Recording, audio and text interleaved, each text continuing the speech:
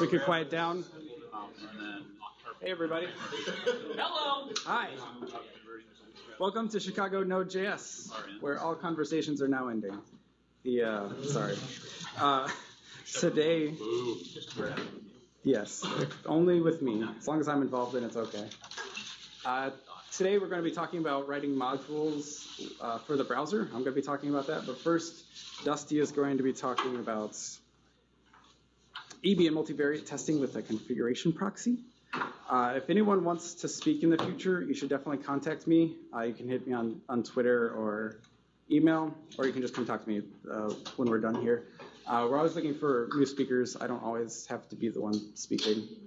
But I can always talk about Node. Node is lots of fun. Also, real quick, tomorrow, well, I'll talk about more of that later, but yeah, let's just welcome Dusty.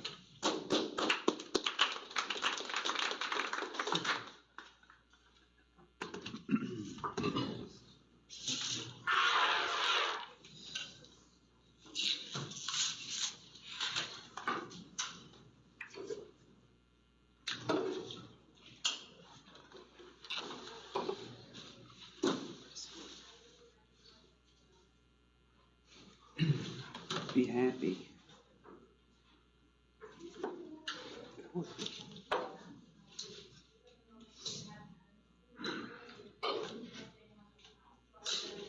Sorry, I should have gotten up here and fiddled with this before.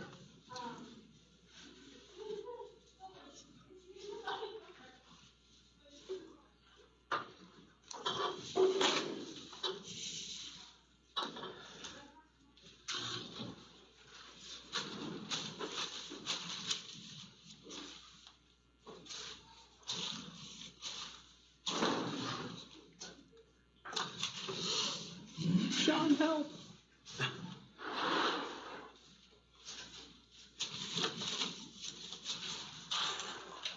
Sean, how does this thing work? That was a good question. Oh, this is a Kindle or something. Here we go. Yeah. I was like, what is this thing over here? What do I even do? What are computers at all even? Okay.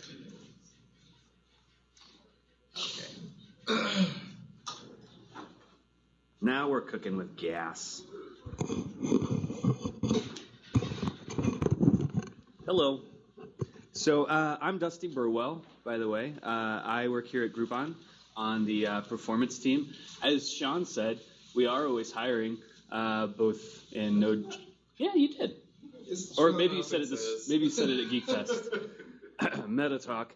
But yeah, we're always hiring in Node and other languages, whatever you're interested in.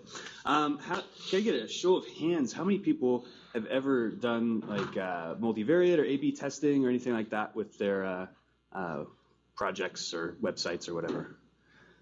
We get a few. Cool. I see ya. Cool. So fair warning, this talk does include science content. There was on Twitter, like all day, people were saying, you don't have to know math to be a software engineer. Yes, you do. And there was just like two very, very vocal sides about that. But in this situation, it actually does come in helpful. So what is A/B and multivariate testing for those of you who have not had experience? Essentially, we're setting up experiments so that we can present multiple experiences to users when they visit a website or your application or what have you, and then hopefully measuring those experiences so that we can decide whether the changes that we're making are beneficial to whatever our goals are, or maybe they're not, and then we can revert them. But ultimately, the idea is to try to find some local or global maximum in your experience for your users. So I'm going to go through some concepts, and then I'm going to introduce a little tool that I built like a few weeks ago to explore this idea. So concepts. So settings. So essentially, we're saying the application that we're dealing with the website that we're dealing with has various settings that we can tweak, that we can change to affect the behavior of the application. This isn't necessarily like, which database are we talking to, or how are we configuring the API, things like that. Those should generally be static. You don't want to necessarily change those on the fly. I mean, maybe you could. That would be an interesting experiment. But we're talking like the color of a button. Where does this button go? Does this image show up? Should we have a carousel or a hero? These kinds of things. Next, layers. This is a concept that, at least as far as I've been introduced to it, comes from a white paper by Google, which I'll show a link to that later. But the idea being a layer is an experiment space. So that brings in experiments. Experiments are essentially the A/B test or multivariate test themselves, where we are experimenting on settings.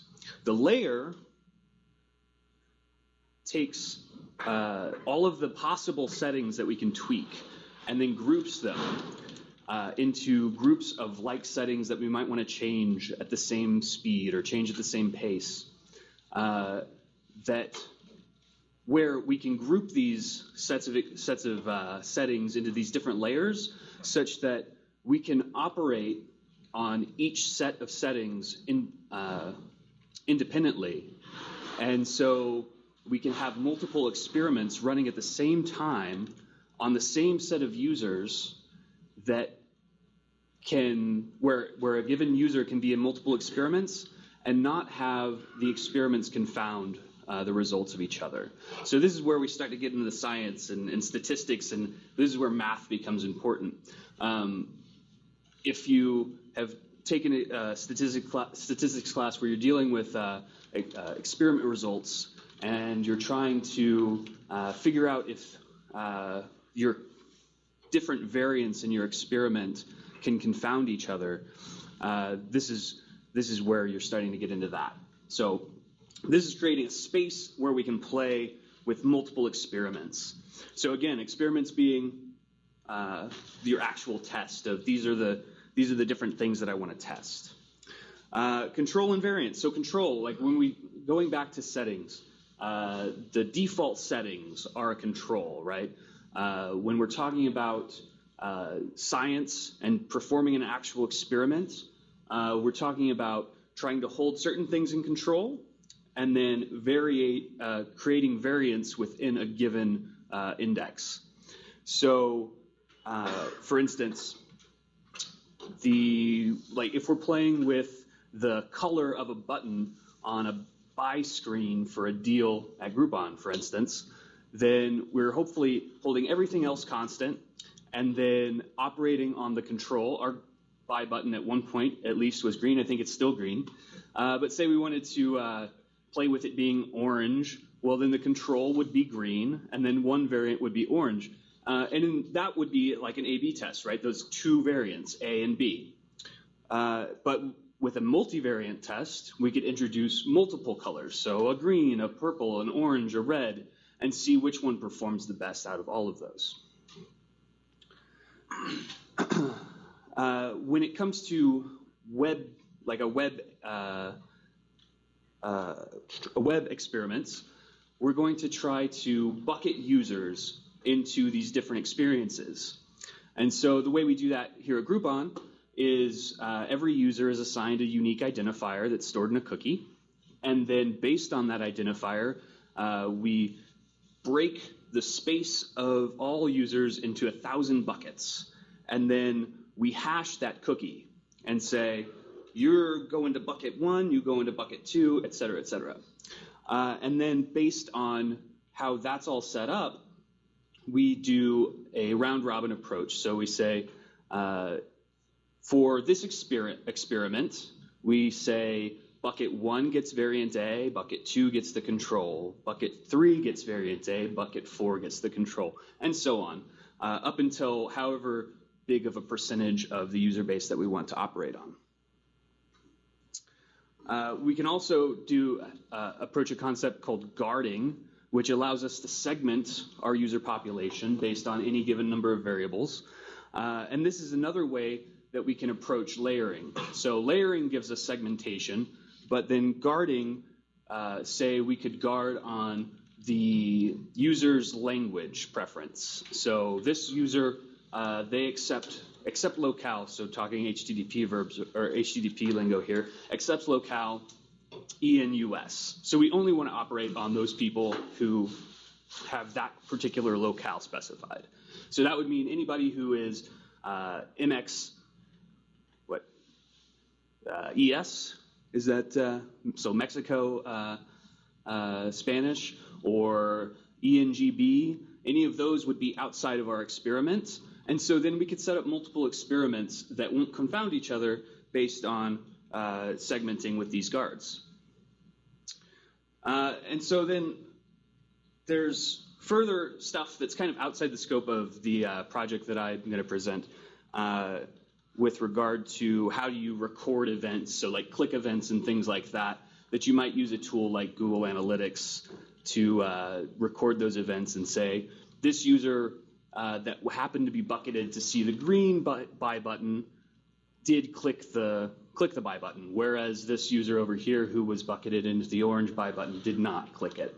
And that way you can actually do analytics based on what those experiences were and what the users actually did to see if you actually got any lift or change in the actual goals that you were trying to track.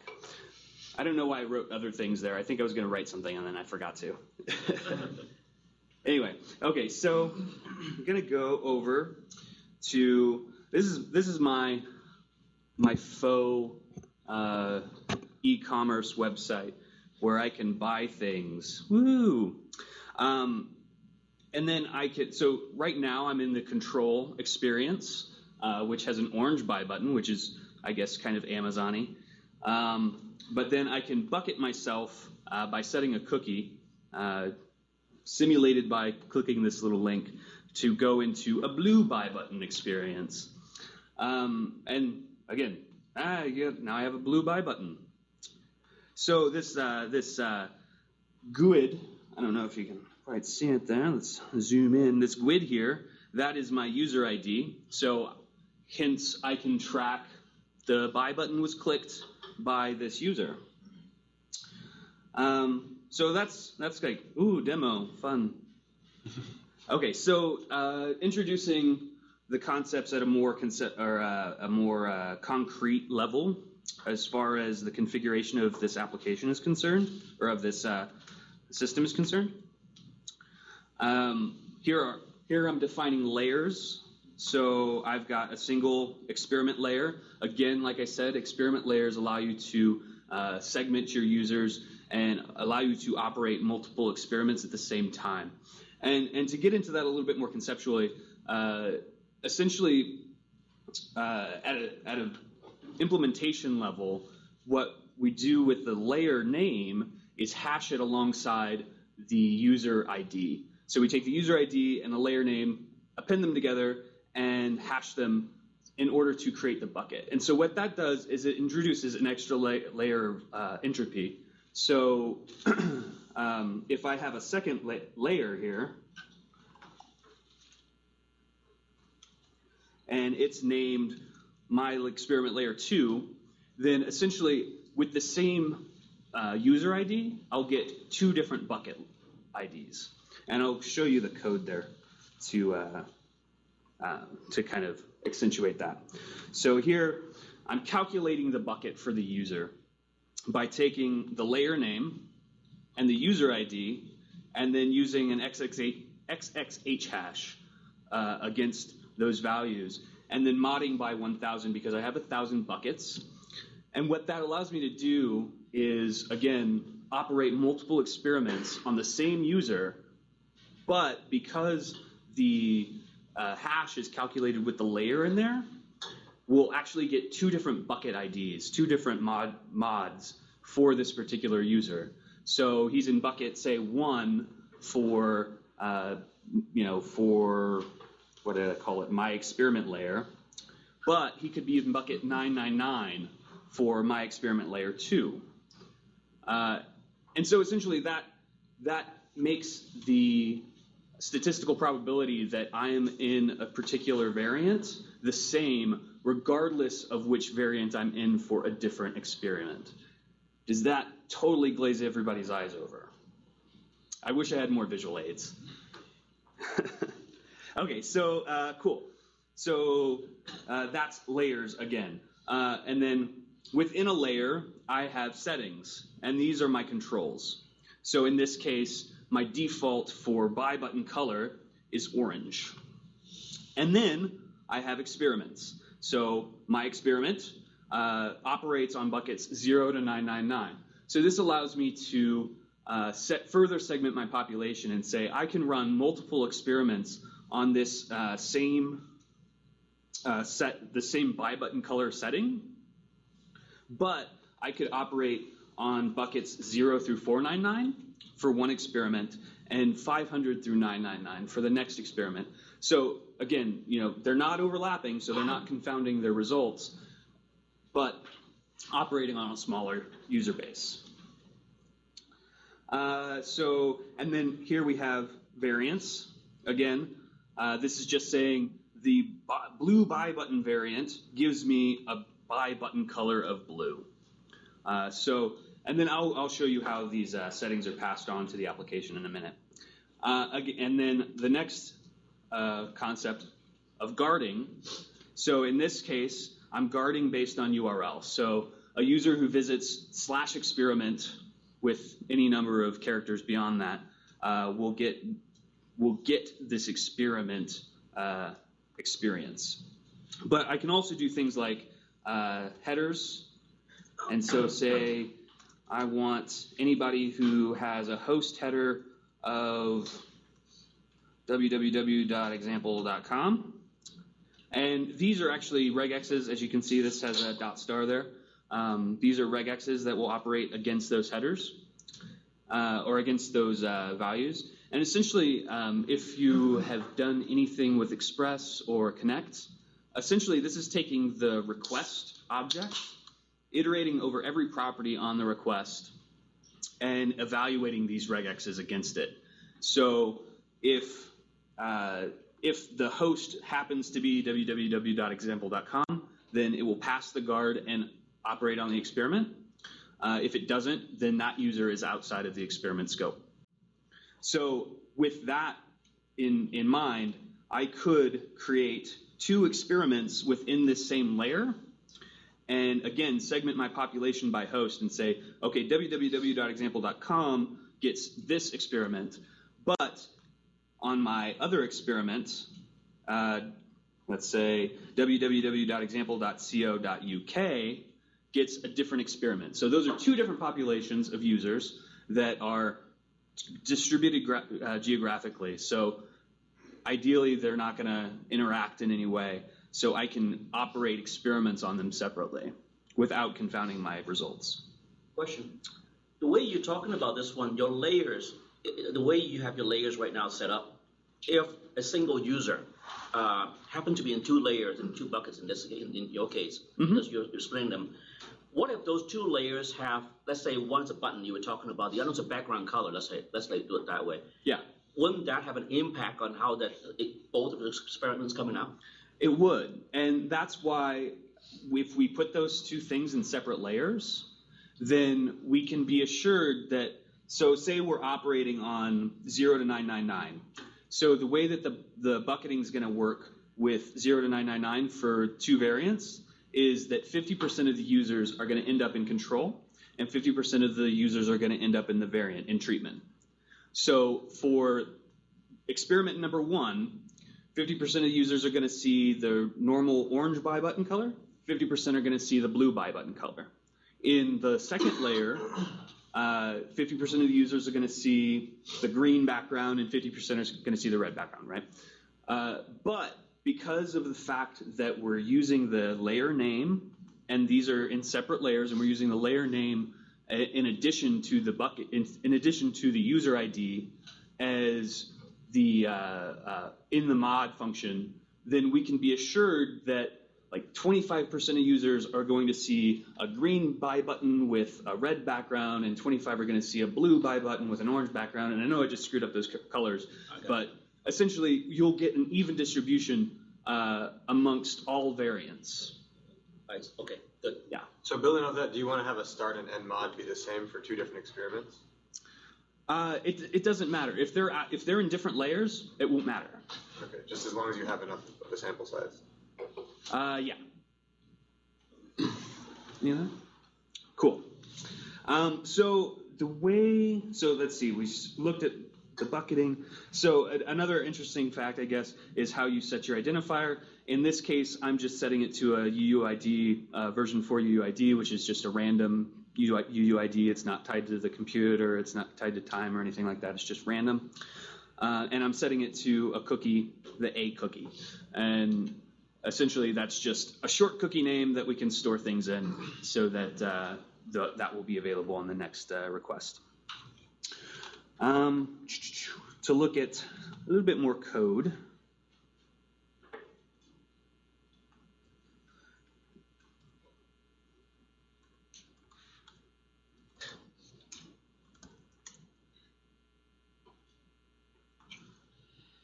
So looking at a little bit more code, so this entire experiment infrastructure I built in 124 lines of Node.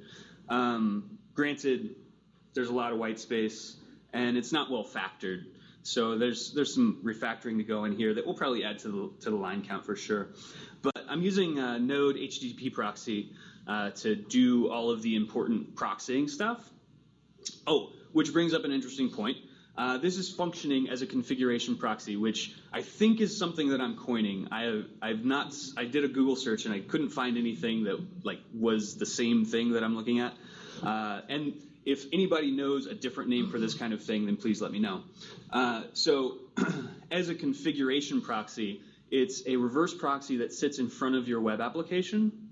So we're adding this experimental infrastructure to your application without actually changing your code.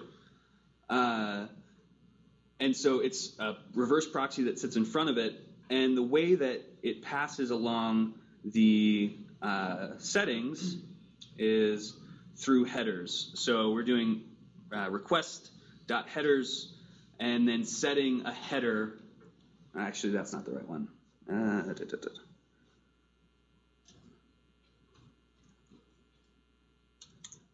Here we go. So here we go. Rec.headers, header name, and then we're setting it to the value of either the constant or based on the variant that we get based on our mod, we're setting it to the value that's set in the variant. And so essentially, I'm just saying whenever a request comes in to the proxy, we evaluate the experiments, set some settings into headers in the HTTP request, pass that request on to the downstream. So looking at the downstream application, this is actually fairly simple. If I had the right one. Forgive me.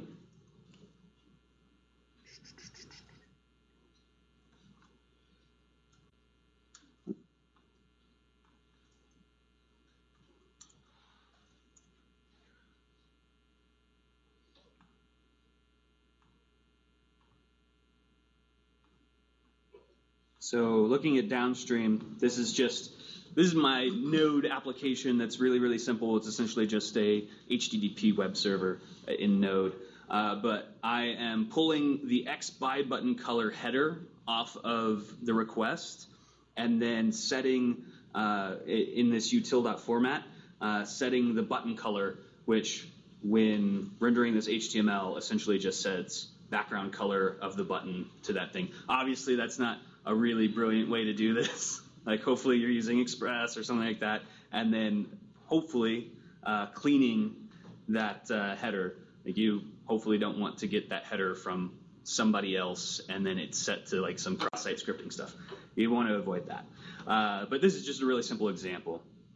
But so I'm pulling the buy button color, and also the proxy is setting the X user ID header so that I know which user is actually viewing this. And so I can record, like I said, my analytics to say, user 1234 clicked the button, user 5678 did not click the button, so I know that the orange buy button is a winner. Anything else interesting here? I think that's about it. Are there any other questions? Am I over people's heads, or should I try to explain something? Go ahead. So is there an advantage to having like 10 buckets per experiment versus 999? So So as far as the system is concerned, it allows you to go up to 1,000 buckets. There's no real benefit for having 1,000 buckets as the maximum number of buckets versus 10 buckets, aside from granularity. But when you're running an experiment, and this is well outside the scope of this talk, but when you're running an experiment, there are statistical models that depend on the number of users that actually see an experience. And I think Hank could probably go into this pretty detailed, I assume, because he's on the team that cares about those things. But the number of people that actually see an experience affect how confident you can be in the result. So if you have 1 million users a day and only one of them sees the new color for the buy button and they happen to click it, that's going to look really awesome. Like 100% of our users click this new buy button. That's amazing. But really it was one user. It was 100% of one users. So when running an experiment, the way we typically do it here is we start very small and then ramp up. So we start small, run the experiment for a good amount of time to get enough users in front of that experience. And then if we're confident in the lift or the fact that this is actually giving us a good positive indication, then we'll ramp it up to, like, say, from 5% of our users to 10% of our users to 20 to 50. And then once we hit 50, we're usually confident enough to say, okay, just turn it on for everyone. Does it make sense? Cool. So you said you put this configuration proxy in front of the actual proxy. Are you worried about the performance aspects? That's totally a legitimate concern, especially considering if you're setting a bunch of settings. The way that I've done this here, I'm setting like potentially the number of settings that I want to override. I am setting that many headers. So that's kind of an implementation detail. I could implement this as a single header that then has all of the settings that I want to override in it. That might be a little bit better, but at the same time, I am introducing latency, and I am making the request to the backend bigger. In our situation at Groupon, we actually, like, all of those things are in the same data center. They're all very close to each other, geographically and physically, and those are like gigabit Ethernet. So generally speaking, that's not a huge concern. Like if you wanted to run this kind of configuration proxy like on Heroku and then run your application on Azure, that might cause you some headaches. But I think in general, it's probably fast enough. Any other questions? But how long do you run the experiments for to see, good sampling of population? I don't know, like weekend users versus weekday users. How long do you usually run these? So that depends entirely on the amount of traffic that you get. So if you get 100 users per day versus 1 million users per day, and then on the confidence level that you're trying to achieve.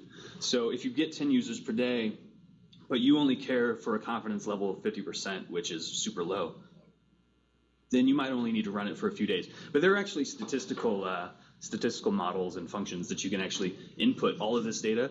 You can totally just Google for like A/B testing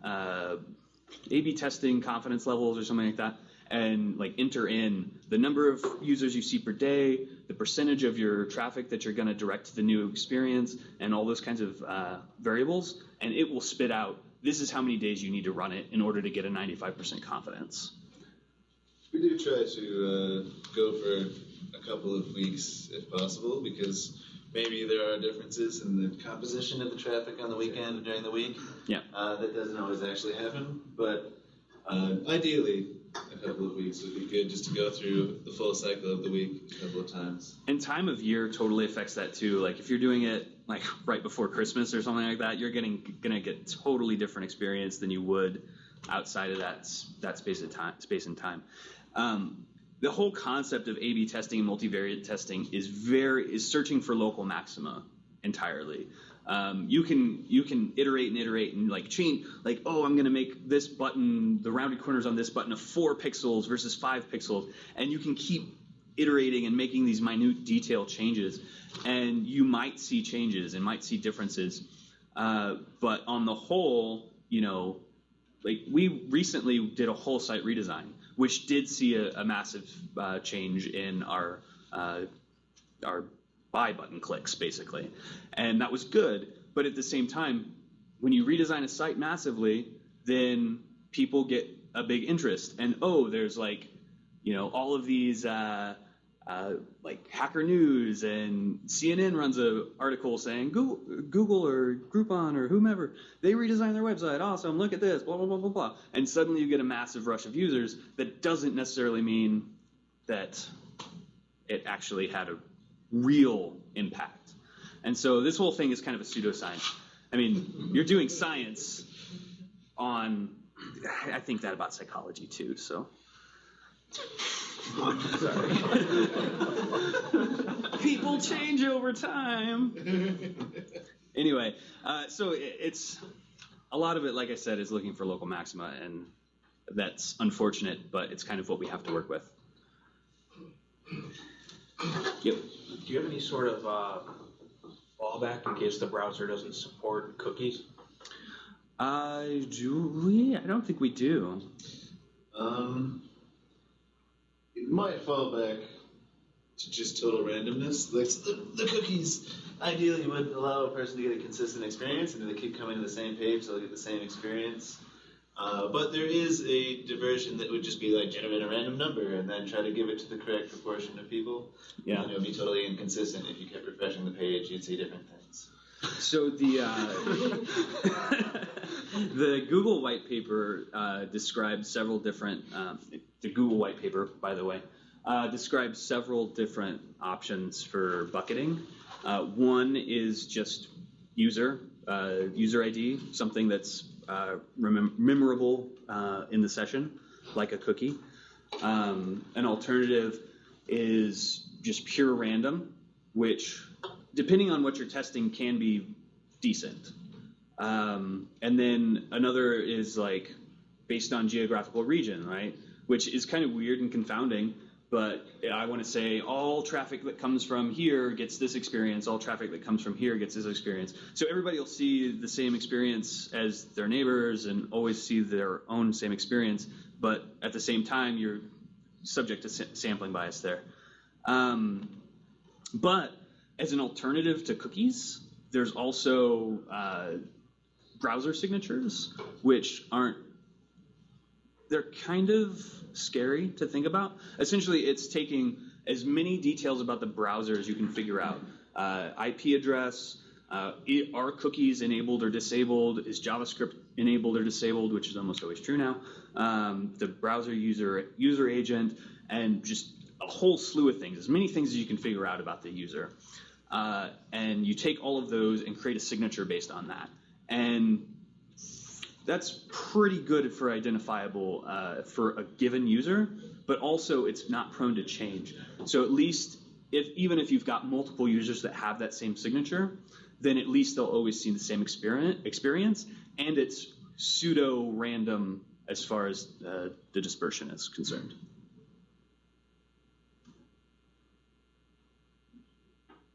Cool.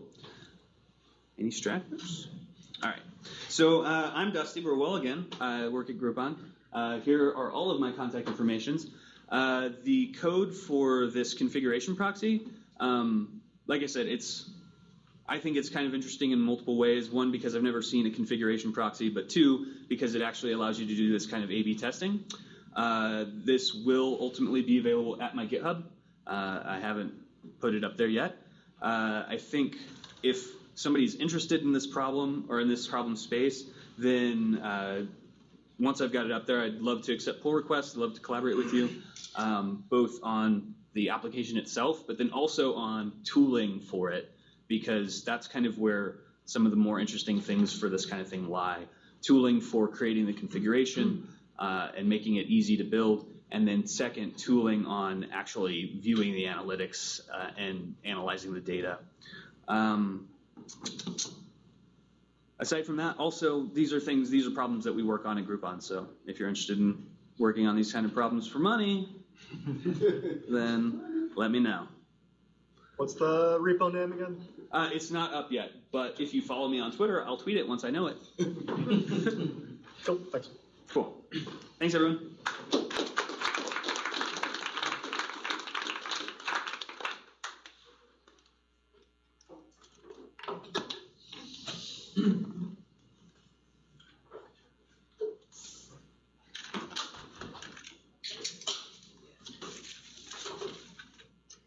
Also, I've got to run, so sorry, I'm not trying to be rude, but I am being rude. I know you don't want to see my talk. It's okay. I don't want to see Sean's time.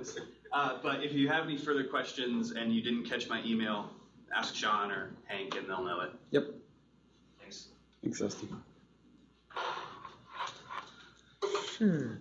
Does anyone have any demos or something they want to give today of things you're working on? All right, so after my talk, you can come up and show. Oh, wait. Does it have to be Node related? Probably does. Well, it depends. What's it about? It's more mobile iOS related, sorry. Maybe informally once we're done. Informally, yes. Yes. Anyone else, if you want, just yell after we're done. It's always nice to see what other people are working on. All right, so I'm Sean Massa. As you might know, I'm going to be talking about writing modules for the browser and all the horribleness that comes with that. But first, I wanted to show like a couple quick things. One, you might be familiar with TJ Holowaychuk. He is this really big developer in the Node land. He's written tons of modules that you probably used and don't even know about it.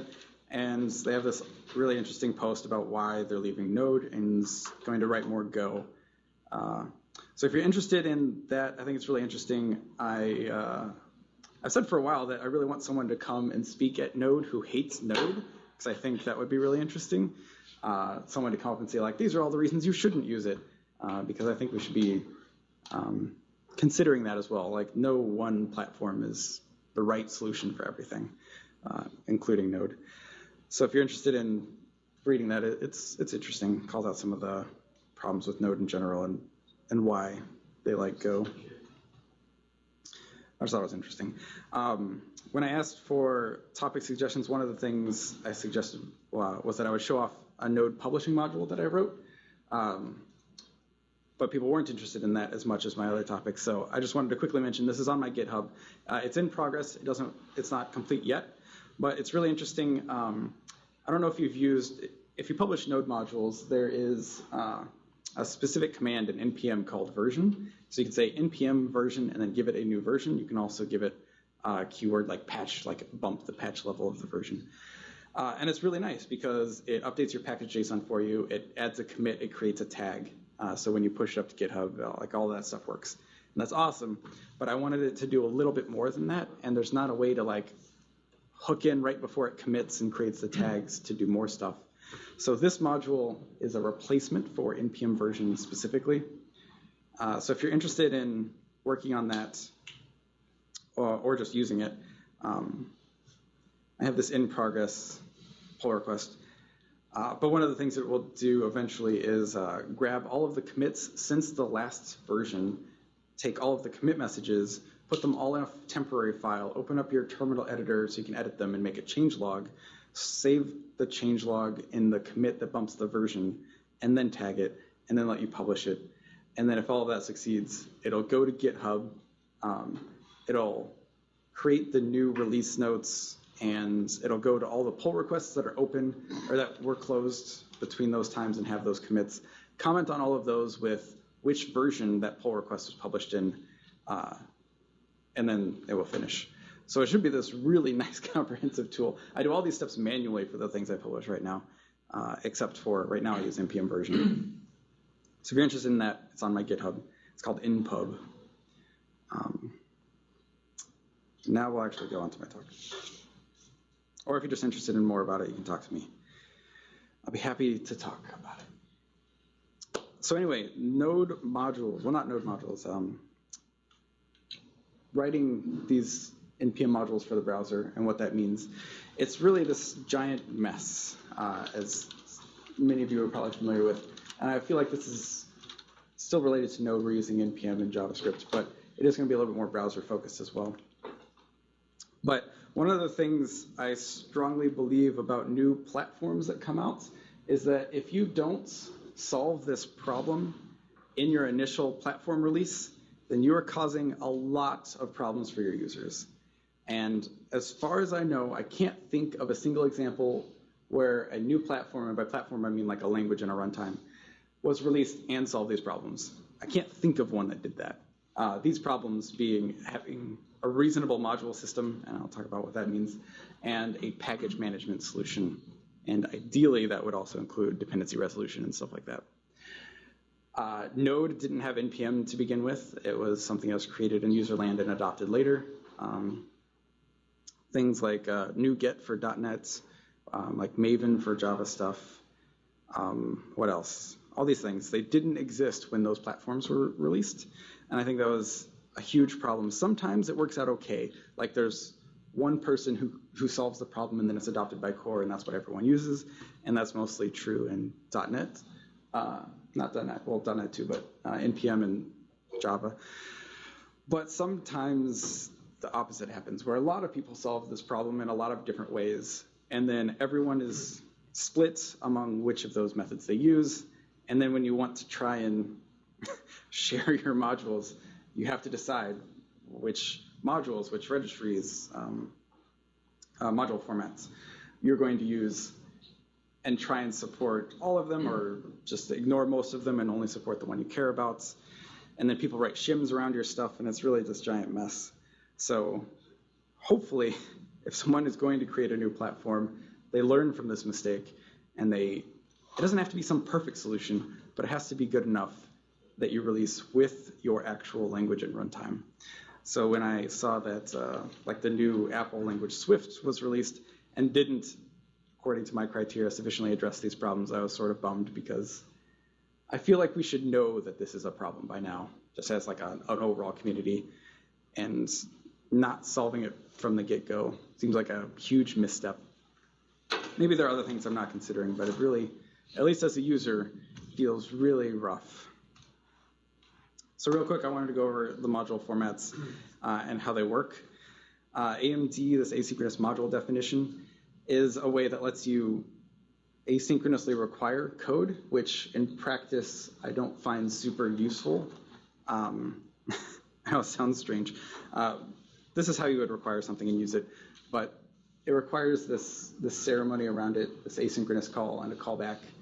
You have to like line up your parameters and then use them, and it's just not quite as clear as I would like. Also, most of the time when I was using require.js, I would just want to bundle it all into a single file anyway. I never really took advantage of the asynchronous loading. It didn't seem like it was worth the extra effort to create those. CommonJS, we're all very familiar with, Node-based. Node popularized it, but it's an explicit format outside of Node. It has this, as far as I'm concerned, really clear system of how you require and expose modules. And I don't think I need to go over that, but it's really nice. And then ES6 modules, ECMAScript 6. So this is coming for real in real browsers. There are already transpilers for it. You could use it right now. And it's pretty similar. Like you can see how CommonJS and ES6 pretty much doing the same thing. There's some semantic differences. They aren't exactly equal in all cases. But in general, they have the same approach. Except, so in ES6, so the interesting thing about that is in the browser, it's going to make a new request when it sees something like this import, import something from something. And that's just not going to perform well, especially if you have a lot of modules requiring a lot of other modules. If it sees one, it's requested already, like it can take advantage of browser caching, but if it's your initial load, like that can just create this huge load time. So to combat that, you're going to want to compile it all into one file, and if you're doing that, why does it matter that import is in the browser? Good question. No good answers. There's you literally, even when you can use this in all modern browsers, you still shouldn't, and that's a big problem I have with this format, because it's just not going to perform well. In HTTP 2, there's this proposal for a feature called server push. So the server, after it sends down the main HTML in response to a request, it could also send additional contents that you didn't directly request, but it thinks you might want. So for a web app, that would be all the JavaScript, CSS, images, stuff like that. But you can send it all as one response, it's sort of like an archive. And then when it sees this import from jQuery, it'll do its resolution to find the jQuery file, but it'll hit that archive in the browser cache and not make a new request for it. So once that's there, then I think we can start to use this in browsers. But until that's there, you're going to have to pre-compile this into a file anyway. So some people are trying to standardize on this now, and they are using the pre-compile step, the transpiler. Because eventually, once this is supported in the browser and once you have this server push and all of that works fine, they could like rip out their transpile step and you won't have to change your code, or at least you won't have to change it very much. I think that's interesting. It's a noble goal, but it feels far enough out that I don't know that I really care right now. But some communities are doing it, especially Ember is really standardizing on this format and using those transpilers. So it'll be interesting to see how it plays out. But you can use it today if you want. The most interesting format is component. So this is a way to try and package up the JavaScript, CSS, images, HTML into a module all at once. And then it has this manifest file you can see on the left. And then you can still require it sort of like a CommonJS thing. But when I mark my dependency on these different components, I can address their HTML, CSS, and JavaScript individually. I can still compile them into my own one file. It has its own build process and whatnot that does that for you. So if what you want to expose to the world, if what you want to share are actual HTML, like CSS, JavaScript controls, then this seems really interesting. The problem with components, and I mean this is a problem with all of them to a certain degree, is that you sort of have to live in component land to use component. It's not as compatible with the other module systems. Not that they're compatible, but you can, like if I'm using CommonJS, I can have some sort of transform that would read ES6, convert it to CommonJS, and then I could use that. But component modules are exposing more than just that JavaScript. It's not just a JavaScript library, so how do you make that interact with other things? It's a little bit more difficult. But I think if we were going to like greenfield this thing, by greenfield I mean like starting over, maybe something like this would be the ideal, because it lets you combine all those things. It's really interesting. So my approach for writing modules that you can use in Node or the browser is basically to ignore everything except for npm and browserify. Just pretend all of that doesn't exist. And this is troubling for some people, because if I only want to publish my stuff on Bower, then now under my approach I won't be able to see that, so they need to publish it under both. If they want to publish it with AMD and Bower, now I'm doubly screwed, because I care mostly about CommonJS and browserify, or npm. And but at the end of the day, I have to pick something. Like, I have to be able to work. I don't want it to be super complicated. If I am using this approach and I don't find something on npm, I have some options. I could find it somewhere else. Like, I assume this thing exists, but it just doesn't exist on npm. I could find it somewhere else. I could try to get them to publish it on NPM. I could publish it myself on NPM. If it needs to be converted, I could write the shim for it or ask someone else to do it. If the shim already exists, I could just use it. None of these are ideal, but at least in my code, if I focus just on this one little piece, it makes everything easier for me. And then once in a while, yeah, there's a problem when I want a module and I can't use it in its native format, and I have to figure out what I'm going to do about that. But I found this approach to be much nicer. There's nothing I dislike more about jumping into a project and seeing that they use more than one of these technologies in the same project, and just trying to figure out like how those work together, remembering that not only do I have to npm install, but I have to bower install, stuff like that, or also component install, and getting all of this to play together. And you can script those interactions, but it's just making everything more complicated. So as an author of modules, I also, like I said, I'm ignoring everything else. You could consider this contributing to the problem, but like I said, I need to be able to get my work done, and this is the best way I found to focus on that. My modules, I either expose to module exports, the CommonJS format, and if that doesn't exist, just expose to the global. And then that way, if you're using either system, you can still use it. There are a lot of people who still use globals and still use file concatenation to make all of that work. And it's pretty easy for me to support that, but I don't really want to go beyond that. One, there's just more complexity. I'm not going to use it in any other format. But I also sort of don't want to promote the use of the other ones because these are the ones that I prefer, these being CommonJS NPM. So I'm a little resistant to adding more modules, module formats. If someone really wanted it, and maybe, definitely open an issue and we can talk about it, but for the most part, I don't do it up front. That's what I'm trying to say. There are ways to bring in those other formats, regardless of where you find them. Browserify has this concept of transforms, and there are transforms for the other major formats. So you can do something like this. This basically just detects those other formats and converts them into some usable form for your CommonJS code.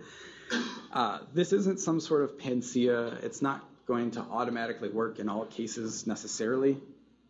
It really depends on how those are detecting that it's using the different ones.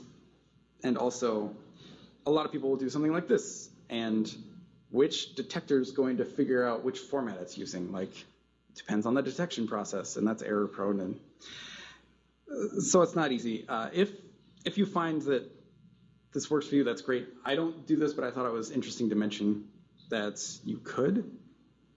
And some people have found some success with this. Just note that it's not going to like magically make everything work.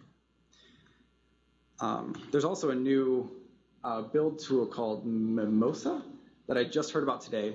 That apparently it's sort of like this. It does all of those things for you. It integrates with NPM and Bower. It sort of tries to grab everything. Yeah. I just want to say I use a transformer called BRFS. That's pretty cool. You can like do fs read file, and it'll take an external file and put it in place for you. Oh, BRFS. BRFS Yes. for Browserify FS. Yes, there is the BRFS, and that will let you, like you said, it lets you require, well, using the FS read file, but it lets you require arbitrary files and consume them. To accomplish that, I use my own transforms. So I have one that will just let me require HTML. So I can literally say like require, and it would go and find it. But yeah, that's a good solution as well. So one of the ways that I want the community of NPM module authors to adopt to make this easier is to use what I call like appropriate SymVer. So if you're not familiar, SymVer is semantic versioning. There's an actual spec for how this works, what those numbers mean. NPM has these matchers, so that's what the tilde is, but you might see NPM install will do tilde, this is a caret actually. NPM actually changed their default to use caret, and that caused a lot of people to be angry. So just real quick about that regarding NPM. NPM awaits of a specific version, I forget doesn't come, or Node.js of a specific version, doesn't come with an NPM capable of understanding this symbol.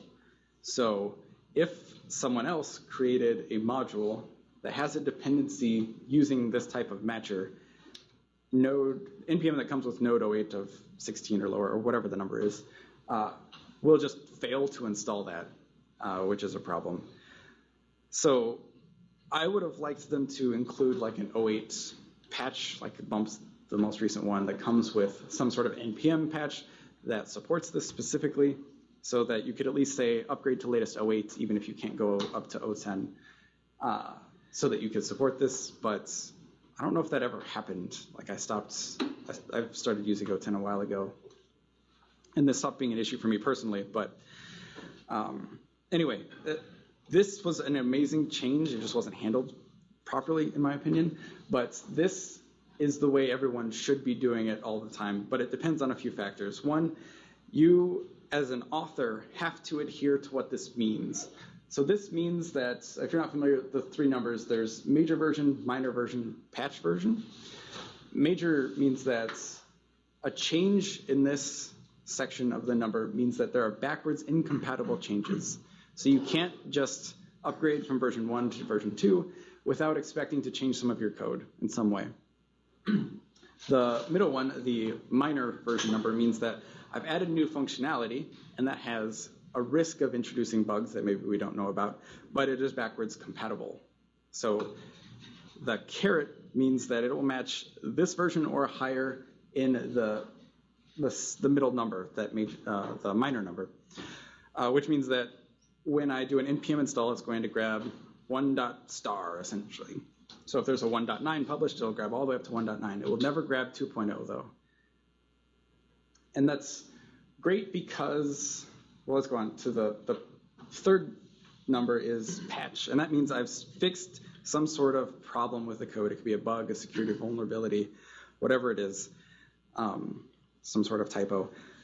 So tilde would always match to the third number, which means you would get all of the bug security fixes, but you wouldn't get functionality increases.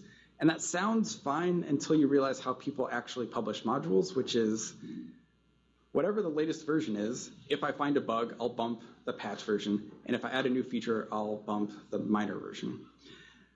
If someone finds a bug in some old minor version, I don't go back and fix it. It's already, I fix it in the latest one, or it's already fixed in the latest one. So I'm not just creating patch fixes for all old minor numbers. Those references, people understand what I'm saying. Like, maybe I should have labeled them as well. But the middle number, the minor number. So you can't just sit on 1.2.3 with a tilde and hope that there's going to be a 1.2.25 with every security fix for this version of the code someday, because module maintainers just aren't going to do that. What they are going to do is bump the minor number multiple times with all the new features that they add. And even though that increases the risk of bugs a little bit, it's really important that you experience that. So as long as you have tested code, you can be reasonably confident, depending on the strength of your test suite, that when you update this, you haven't broken things. But even if you do notice a break, you can report it to the module maintainer. You can help them fix it with a pull request if you like.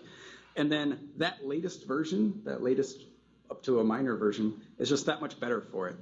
And if everyone does that, we will have stronger modules, and you won't have this false sense of security sticking only to the security or bug fix number, that patch number. And there's another benefit to that. That's just in general. For Node in general, it would be great if everyone did that. The problem is not all module authors will follow this strictly as a publish mechanism. A lot of people will sit on o.whatever and then just keep bumping it whenever they feel like it.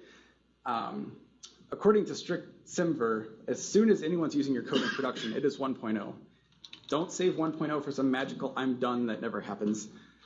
Just as soon as someone can use it in production, 1.0. And then follow the actual Simver spec for updating in the future. It'll make your life a lot easier. So I encourage everyone in their package JSONs to review the modules, take a look at like a few previous versions and sort of try to infer how they use Simver. And if it seems like they're following this, change it to tilde and then just just work with it from there. But you will find some where you have to keep it, or change it to caret, sorry. You will find some where you have to keep it as tilde, some where maybe you need to lock it down to a specific version. That's fine. It's just the default they expected, in my opinion, should be this caret. And that will make the module community stronger for it. One benefit of that is that when you browserify this code and take all of your versions and whatnot, if you have a dozen modules depending on something with a caret range, it might be 1.2.3, 1.4.9, they will all use whatever that latest one is as long as you've deduped your modules. And you only have one copy of that module in the bundle that gets sent down to the browser. That is incredibly useful and not something that really happens that often today. A lot of times you end up with multiple versions because people have depended on those tilde ranges that used to be the default. So if, as a community, we can move more towards this type of range selector, then Node modules will be better, but also Browserify will just automatically get better. You'll have smaller bundles being sent down to browsers, and it'll just be much nicer. What does Browserify do if there's you depend on two different modules and they in turn depend on something but there's differences in the major version? So like in your dependency chain, you have two different major versions of the same thing. It includes all of them, so you have multiple. It'll just include them both. Okay. Yep, you'll have multiple versions. And it's all scoped so that they don't interfere with each other unless you explicitly break that inside your module. But yeah, on the server side, that's not as big of a deal because there's a lot more resources. But when you're sending it down to the browser, that really sucks. So Bower actually doesn't use that nested system, just as a reference. They have this flat system. So if you have multiple modules that depend on different versions, different incompatible versions of a third module, it will ask you, which one should I use? And you have to make an educated guess. And if both of those modules can't work with some same version, then you have to go fix that, either by raising an issue or helping one or both of those modules update in some way. And I really like that. It puts the onus of updating that on the users, not necessarily to update it, but to notify that like we need to keep this updated. And then you automatically don't have that problem, that specific problem of including multiple versions. But you could have a different problem where you literally can't use a module right now, which would kind of suck. So yeah, Node default is caret range. I think it was pretty good. I just wish it was handled better. But anyway, I have a template, and I'll share that with you later, but I have this template project that works a specific way when I'm writing my code that consumes these modules. One of the interesting things I wanted to share was that I've added this tilde, and that goes to your project root, so you don't have to go ... depending on how deep you are in the file system. And this is really great. This is something that you probably shouldn't do often, because it has a lot of implications for the complexity of your code and what's referencing what, and maybe you should use more dependency injection or something else. But sometimes you just need to use it, especially in tests, if you keep your test directory outside of your application directory. So in my tests, I do this all the time. Like, go up to the root, I don't care how far deep I am, and find the parallel module that I'm testing, and then pull it in. I just thought it was cool. And again, I'll share how that happens in my template. Is that part of the CommonJS spec? No, it's not. I think that it would be great if it was, though. ES6, at least as it's used in Ember, I'm not as clear if they've modified it in some way, allows you to do something like this, where instead of tilde, you actually put your project name. So if it just detects if the first thing is the project name, then it knows it's at the root, and then it can go down. It would be really cool if CommonJS just adopted this. I think the tilde is an obvious character here because it's, if you use the Unix file system, tilde refers to your home directory. I think it makes sense here too as a project home. So I love this. This is in client-side code only. I don't do it for Node, but because patching require Node is a little bit more difficult. But yeah, I think this is great. And this also lets me do useful things, sort of like, I can structure my code sort of like Component does, where everything related to an entity, so I have a card game engine, so everything related to a card can be in a directory together. So the model, the view for it, the styles, the HTML template can all sit here. The style preprocessor will like crawl the directory and find everything and put it together so that you don't have to worry about it. But then in my Coffee or JavaScript code, I can directly require my HTML using BRFS or something else, and then just use that as a string to create the templates and whatnot. I think it's really cool. So there's some tools I use to do this. There's this Node template, and I'm working on updating this. I wanted to do a few more things, but it does a bunch of these things already. And there's also this require bin, which I just found, which is really interesting because you're probably familiar with these like JS bin sites and JS Fiddle and whatnot that let you edit code and then run it right there, and you can send people links to it, and they can easily help you with your problem, or you can show them an example of something. It's really cool. This uses NPM and Browserify to do the same thing. So when you're requiring things, it actually knows to hit NPM and grab that, use Browserify to compile this into a single file, then run it on the right side. So I just found out about this like 2 days ago. But if you just want to do the same type of thing, be able to send someone a link for this, or just play with it in a browser yourself without setting up the build process that would make that happen, you can use this requirebin.com, which is pretty awesome. And then there's this Node template. If you go to it, the README describes how everything works. All the tech that I use, it's based on Gulp and Browserify. Build tools is a whole nother talk. They're crazy. But it describes like how all this works and why it's organized this way.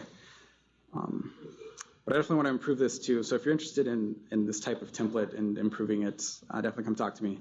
I have a lot of cool ideas, I think, on how to make that easier. That's pretty neat. So does anyone have any questions before I talk about something else? Yeah. So I've always thought that the require system itself needed something where you could branch out or break out the different pieces into like components, so then you could later on depend on its require function to do the traversing of what stuff you already had included, and then load stuff that you still needed to include, but then also package those things out into like, hey, I'm going to front load all this stuff, but I still want these other pieces to be broken out into sort of component packages. So that they can be published separately, or? Yes, and loaded separately. Okay. I'm serving a lot of traffic with the solution that I'm working with right now, and it doesn't require that I actually include every ounce of logic into it, right, and every byte kind of counts. So do you know of anything that, like a tool that allows that as far as one of the module loaders? Or is that something that, you just kind of like bake it out and then build out things in per component? Sure. That's... I know Almond does something like that for the AMD side. Yeah, if you're based on AMD, those tools are going to help you do that a little bit better. That's one of the goals of those types of tools. I don't have as much experience doing that specifically, but when people have asked about it, I usually recommend just doing it yourself with making separate CommonJS bundles and then having some sort of minimal loader where you can load the new widget or whatever it is asynchronously, but you only load your core module to begin with. But I don't have like explicit recommendations on how exactly that works. But I haven't used require.js in a long time. It was actually almost 2 years ago that I last used it. And at the time, it was incredibly difficult to use, incredibly hard to get like the bundler to work, hard to make those modules load asynchronously as like groups, just difficult to use in general. And maybe now it's much better, but I'm not as familiar with it. Yeah, I don't use it, but from what I understand now, there's a CommonJS plugin that you can use so that you can actually do asynchronous loads of CommonJS format through require. But from what I understand, the Almond library is the one that's like the successor to require. Oh, I wasn't familiar. So I thought With that that one was the one where you package up everything and then ship it in bundles like that. I haven't written anything to it, so I'm just going off of what somebody else told me. And then I followed up and looked and saw actually, yeah, Burke did make that one. So Yeah, it would be cool. I guess if that plugin doesn't exist for Require.js, you could make your separate CommonJS bundles and then use Require.js just as a loader of your different, of your, all of your widgets beyond your core logic. It could probably be used for that. I just kind of want to clarify that question. Was it that you want to like ship over 10 different modules at once or something? Like you have buckets of stuff that you want to ship over under conditions? right, so I do a lot of browser sniffing on detections for like, hey, this browser has XYZ features and I need these to be able to load this solution file that measures this thing and then reports back.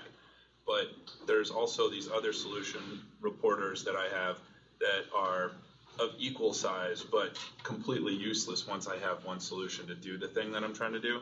So I need to have something that gets in there and does kind of like the modernizer detection capture. And then once it figures out how it's going to do this other piece, then it can load these other pieces, like the actual creative loader and then some other piece that loads up the solution thing to do this measurement. And those bundles themselves are fairly large, so I want to have something that I can just kind of outline how that structure comes together and then have it figure out how it's going to load these things up once they're actually used. Because in the CommonJS way, you just kind of throw require inline and it resolves it that way. But you don't really do it the same way in the AMD system. And it's, Right. I don't know, it's just kind of wonky the way it's set up between the two. Yeah, I think it would be interesting to use Require.js as that There's nothing that dependency on it, that's what resolution. you want, because I need the same thing. I know there's asynchronous loaders out there that work for CommonJS format. There's RJS for require. Yes, that's the one that, but that's work with that too. but that you have does a to build your bundling, own right? You have to build your own bundles. You still have to Right. manage, like, how am I going to determine when to load those bundles? Right. You have to write that yourself. But you can still bundle all your code up into one file or multiple files and then asynchronously load it later, which is really the problem, right? Because once you have it into a CommonJS format, it's all bundled up into like something that you can just run in a script tag or something. That's a moot point. But if you want to keep these things at least somewhat separated so you can piecewise load things, at that point you need something that actually does a loading mechanism of those pieces. And my main issue with Require for that task is that Require is pretty fat. It's not a tiny library by any stretch of the imagination. So, there's other stuff out there that loads JavaScript files and can execute it in a much smaller footprint. So why do I need all that extra weight if I know I'm not going to be using all the AMD packaging stuff? There's also the Ember project wants to do something similar for their routes, so that you load the core of the logic, and then when you navigate to a new route, it asynchronously loads the logic for executing that route, and then lets it happen. So that would decrease load times as well. So there are discussions there about how to do it. Their ES6 modules do compile down to AMD, so it would be some system based on that. But yeah, I don't have like a specific recommendation. But it seems like, yeah, you should be able to, there should be some small loader out there that would let you do what you want. But I don't know how you get like small and works with CommonJS bundles. But yeah, it's an interesting problem. You can look at Webpack. I do use Webpack right now, but it's just to build out like compatible stuff for AMD and Common. I'm about to sunset that and just replace it with an all common library. I don't know, maybe I'll end up extending something that's already out there and baking my own. Yeah, my goal is always to use as much existing software as possible. So hopefully something like that would exist for you. But definitely, if you find a solution, let us know, and then maybe we can give a talk about it, or if it's maybe if it's simple, just a quick demo or something too. It'd be cool. I wanted to show a project where I use like this style of client-side NPM modules. This is an actual card game engine that I'm working on. So in the main source code, this is CoffeeScript, but the same would apply for JavaScript. There's these different types of entities, and they have, like you can see, like there's one for card, for example. And again, like you saw in the directory structure example, there are these styles. And for the CSS, when I'm writing it in this like entity-focused way, Ember calls these pods, but it's really just the way I think your directory structure should be organized for most types of projects, not even Node. I really don't like when you like new up a new Rails project and you see the folders controllers and models, and I'm like, why are those grouped by type of file? That doesn't make sense to me. I want everything that has to do with a card to be in one directory. So I have this model and this view, which is really just a presenter.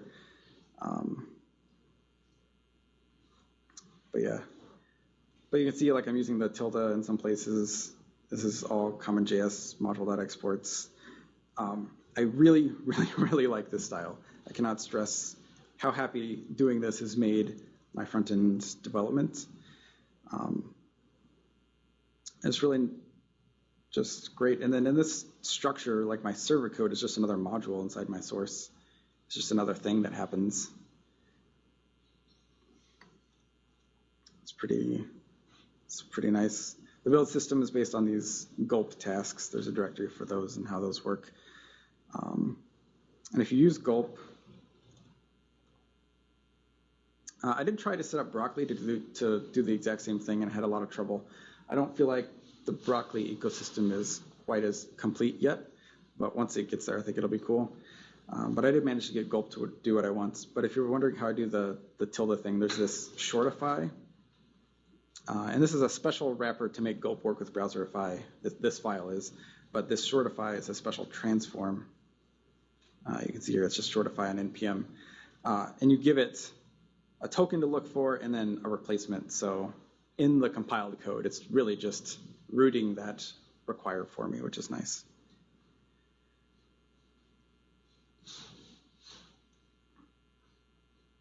And then in the tests, you can see, I don't have tests. I think I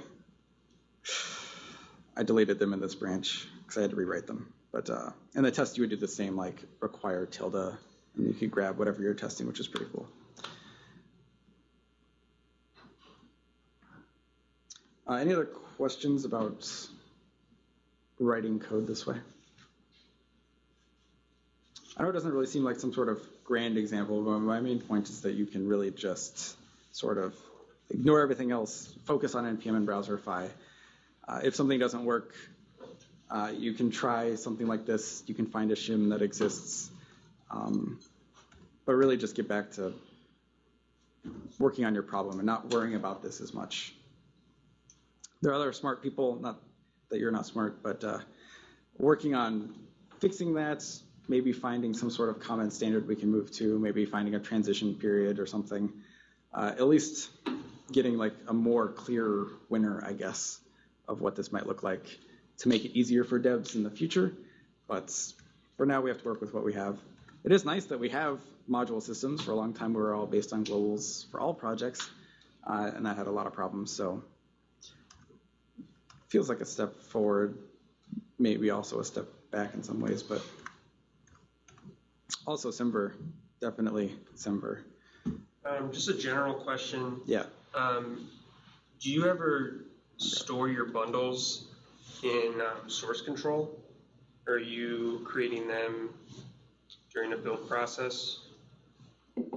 That's a good question. It depends. So I don't store my bundles in source control, but if you do, there are some pros and cons. I just don't like having them in the repository. I'd rather just rebuild them.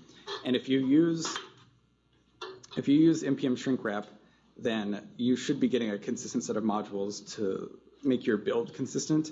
So one of the protections of checking it in is to make sure that someone can't rebuild it with different versions of something and change it. But if like I said, you're using shrink wrap, that shouldn't happen. So I feel a little bit more protected against that, and that was really the biggest reason I was checking it in to begin with. So I feel comfortable not doing it. But if you do, you can in Git, there's this feature I actually just found out about recently, you can actually give Git in a .git attributes file. You can look up the exact syntax, but you can give it like a file path to a specific file or a folder and say, consider these binary. And what that means is that it'll still do all the Git stuff, but when you want to see a diff, it'll say, oh, this is binary. I'm not going to show you a diff because it'd just be garbage. So it just hides it for you. Right. And that's really nice. And that works on Git, but for some reason it doesn't work on GitHub. GitHub will not respect that value. But if in your bundle, the very first line is a comment saying like generated by something, it knows to hide those because a lot of compilers that compile down to JavaScript do that. So it'll hide those by default. So if you're seeing those big long diffs, you can get them to hide both locally and on GitHub. But unfortunately, it requires two different approaches. But you can do it. If you do check it in, at least do that so that noise goes away. But I don't traditionally check those in. Can you show us how you did the resolution with your tilde for the local map? Yeah, that was the shortify thing. Oh, oops.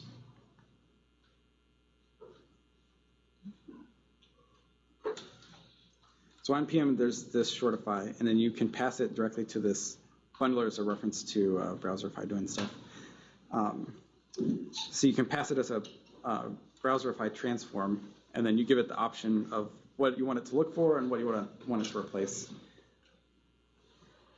So I just have this variable called project root that's, it's defined here. So it's pointing to the source directory, the root of what I want it to look at.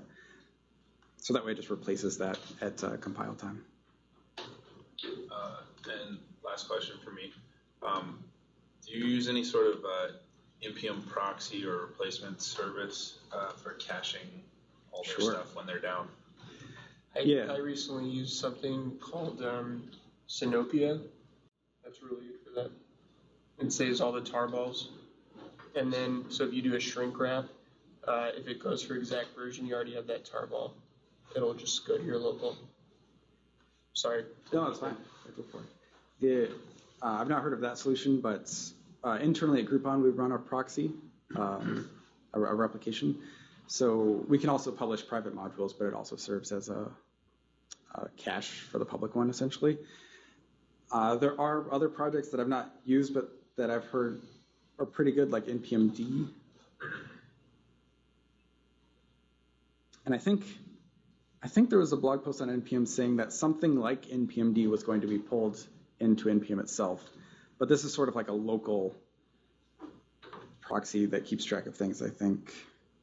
But there are solutions, I've not really used them, but yeah, internally we do have our own registry. And that has pros and cons too. Sometimes for some reason, like the replication doesn't work correctly. So if I npm info a package internally, I'll see less versions than I see externally because some publish didn't come over.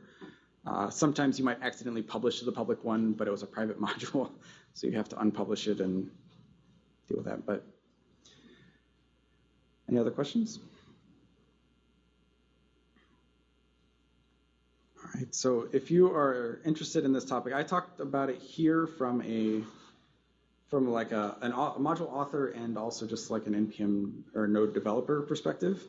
But if you're interested from, let me present this again, from more of a community prescriptive perspective, by that I mean like, for example, the Ember community, the Ember core team really wants to recommend some consistent way for you to share logic in the Ember ecosystem.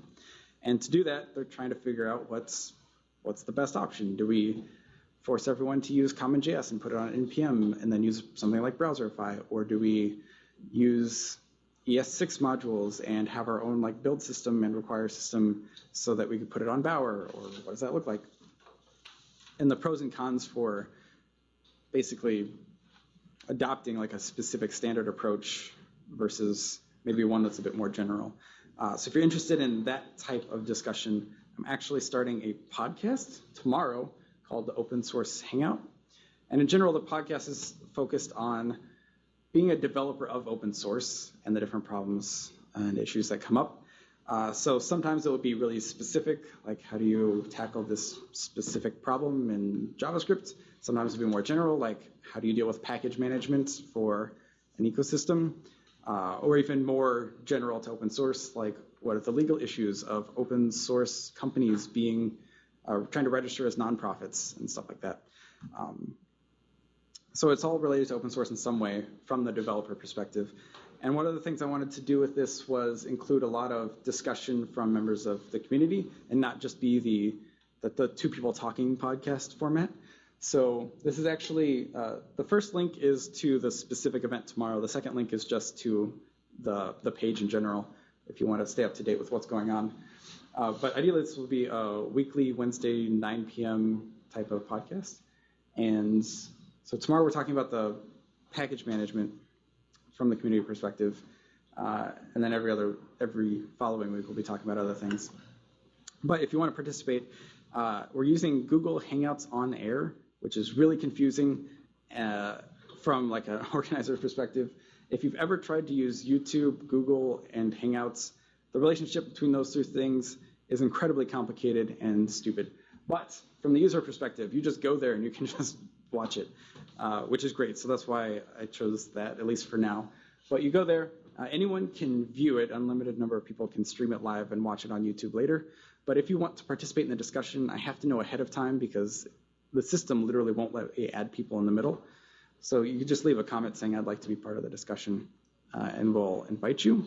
There's also a cap of the number of people the system will let in there, which is annoying. But the idea is that we get like a handful of people to join the discussion instead of just here's me and special guest whomever talking about this thing with no other chance for other people to ask questions or to interject. But there's also an IRC room if you find out you want to ask a question and we could answer it on air. But that's the Open Source Hangout podcast. I'm pretty excited about it. It should be pretty cool.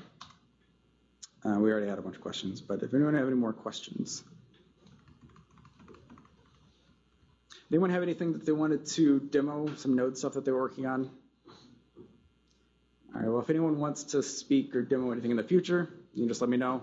It's my Twitter. You can just ping me and say whatever. Would people be interested in doing like another package show and tell in the next month or two? Those are always pretty fun. Maybe we'll talk about it for the next one on the meetup page. So start thinking about packages you might want to talk about. But I think that's about it. So thanks, everyone.